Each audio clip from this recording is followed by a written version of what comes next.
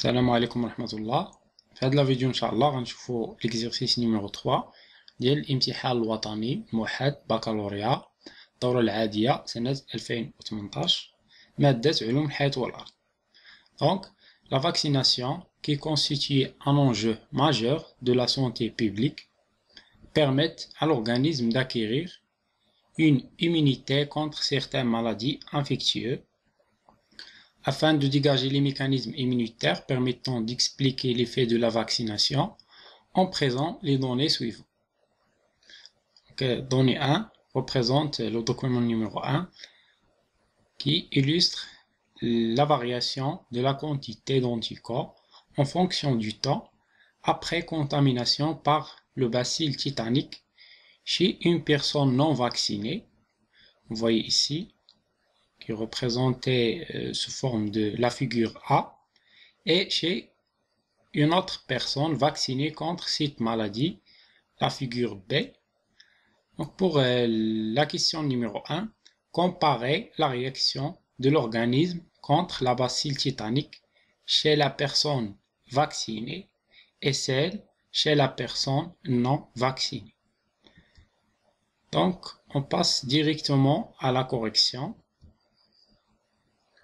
Donc, concernant la comparaison, on va voir premièrement les points de ressemblance, bien les points communs, et les points de différence entre ces deux figures A et B. Donc, parmi les points communs, donc, on aura la production des anticorps anti-tétaniques chez les deux personnes après contact avec l'antigène. Et parmi les points de différence, donc, la réponse immunitaire se manifeste après 7 jours de la contamination chez la personne non vaccinée, alors qu'il est immédiat chez la personne qui est vaccinée.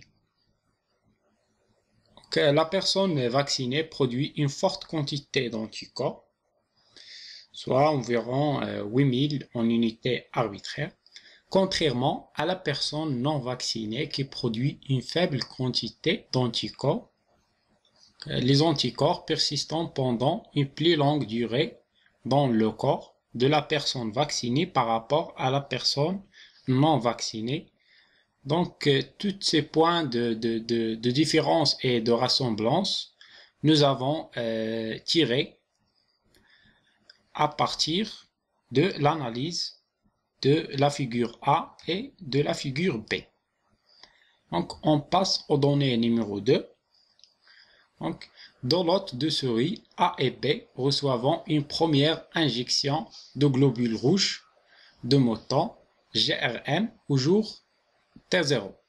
Après 30 jours, les souris du lot A recevant une seconde injection de GRM, alors que les souris de l'hôte B recevant une injection du globule rouge de lapin GRL.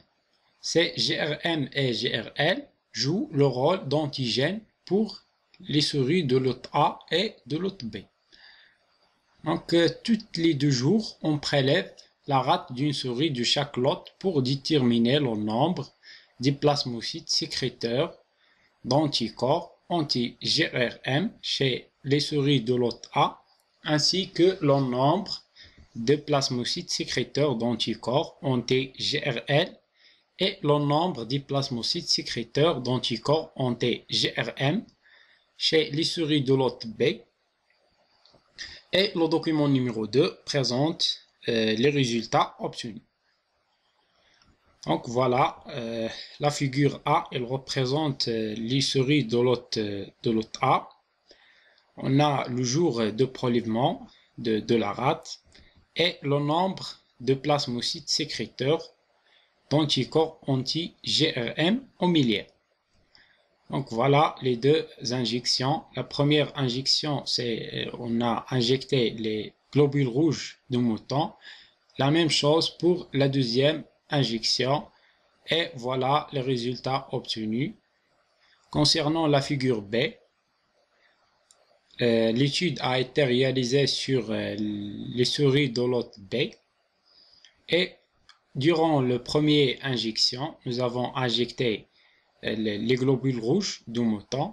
Et pour la deuxième injection, nous avons injecté les globules rouges du lapin et voilà le résultat obtenu pour chaque prélèvement. Et voilà le résultat obtenu concernant le nombre de plasmocytes sécréteurs d'anti-GRL et d'anticorps anti-GRM. Donc, je passe directement à la question numéro 2. Déduisez les deux caractéristiques de la réponse immunitaire mise en évidence à partir du résultat présenté dans le document 2 et justifiez votre réponse. Donc, la déduction, donc, on a deux caractéristiques de la réponse immunitaire, la mémoire et la spécificité immunitaire vis-à-vis l'antigène qui stimule leur action. Concernant la justification, donc la mémoire immunitaire, chez le lot A, on note que le nombre des plasmocytes sécréteurs d'anticorps anti-GRM augmente considérablement suite à la deuxième injection par ce même antigène.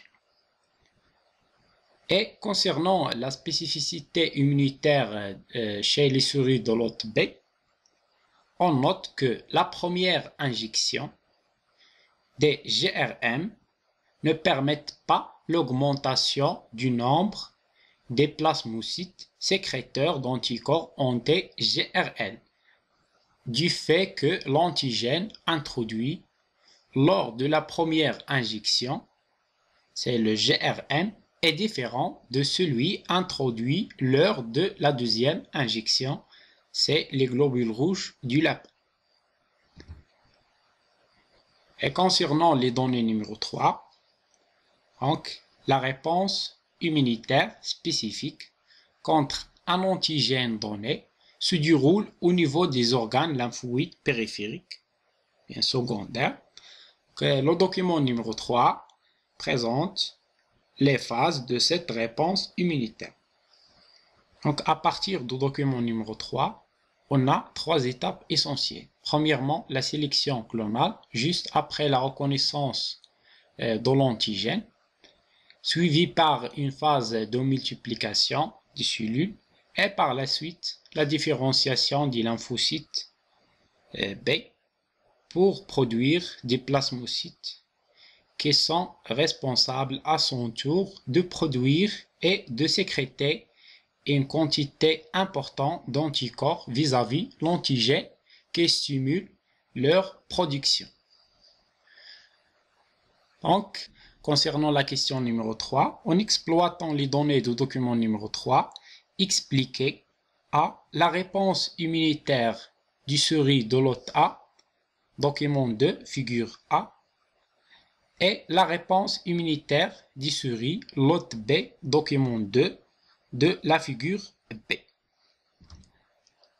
Donc, concernant les éléments de réponse officiels de cette question, donc A, chez le lot A, le premier contact avec l'antigène GRM, elle est suivie par la sélection des lymphocytes B spécifiques. Donc, ces lymphocytes B spécifiques subissant par la suite la multiplication et la différenciation en plasmocytes sécréteurs d'anticorps anti-GRM et en lymphocytes B mémoire. La deuxième contact avec le même antigène GRM, il implique une réaction rapide de lymphocytes B mémoire spécifique et en grand nombre, donc on aura une réponse forte et rapide. Concernant le lot B, donc le premier contact avec l'antigène GRM induit la sélection des lymphocytes B spécifiques. Donc ces lymphocytes subissant par la suite une multiplication par des divisions métotiques et la différenciation en plasmocytes sécréteurs d'anticorps anti-GRM et en lymphocytes B mémoire. Mais concernant le deuxième contact avec un autre antigène différent, c'est les globules rouges du lapin. Donc, ces lymphocytes B mémoire spécifiques à GRM ne réagissant pas contre GRL, mais il y a sélection d'un nouveau clone de lymphocyte B. Donc, et on aura une nouvelle réaction immunitaire lente et faible contre les GRL, puisque elles sont différentes de l'antigène qui stimule le système immunitaire durant le premier contact. Donc, concernant l'exercice numéro 4, je vais traiter dans une autre capsule vidéo et merci pour votre attention.